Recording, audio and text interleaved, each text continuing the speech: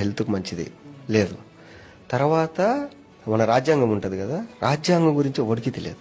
మనం 7th, 8th, 9th ఈ మూడిలో మన రాజ్యాంగంలోని కొన్ని సెక్షన్లు తీసుకొని సిలబస్ లాగా పెడితే నీ బేసిక్ హ్యూమన్ రైట్స్ ఏంటి, నీకు ఒక చోటికి వెళ్తే ఏదైనా ప్రాబ్లం వస్తే నువ్వు దాన్ని ఎలా కంప్లైంట్ రేజ్ చేసుకోవాలి, సివిల్ కేసు అంటే ఏంటి, క్రిమినల్ కేసు అంటే ఏంటి, ఎవడికి తెలియదు. సింపుల్ ఏంటంటే మన దేశంలో నాకు బాగా కోపం వచ్చి దరిద్రం ఏంటంటే, ఒక డ్రైవింగ్ లైసెన్స్ అప్లై చేసుకోవాలంటే నీకు ప్రాసెస్ ఎవడు చెప్పాడు కరెక్ట్ గా. బ్రోకర్ దగ్గరికి వెళ్తే వాడన్నా 3,000 అవుతుందంటే వాడు చేసేస్తాడు.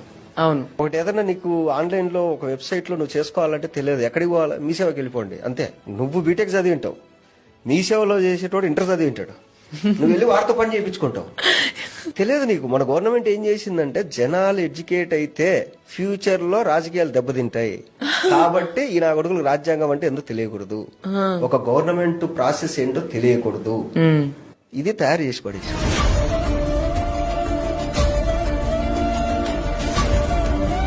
ఇప్పుడు చిన్నపిల్లలు ఉన్నారు, మీరు చెప్పినట్టు రేపు అటెంప్ట్లు అవి ఇవి జరుగుతున్నాయి. వాడికి 7th క్లాస్ నుంచి సిలబస్ పెట్టండి పోక్సో యాక్ట్ కింద, వాడికి చుచ్చు పడుతుంది.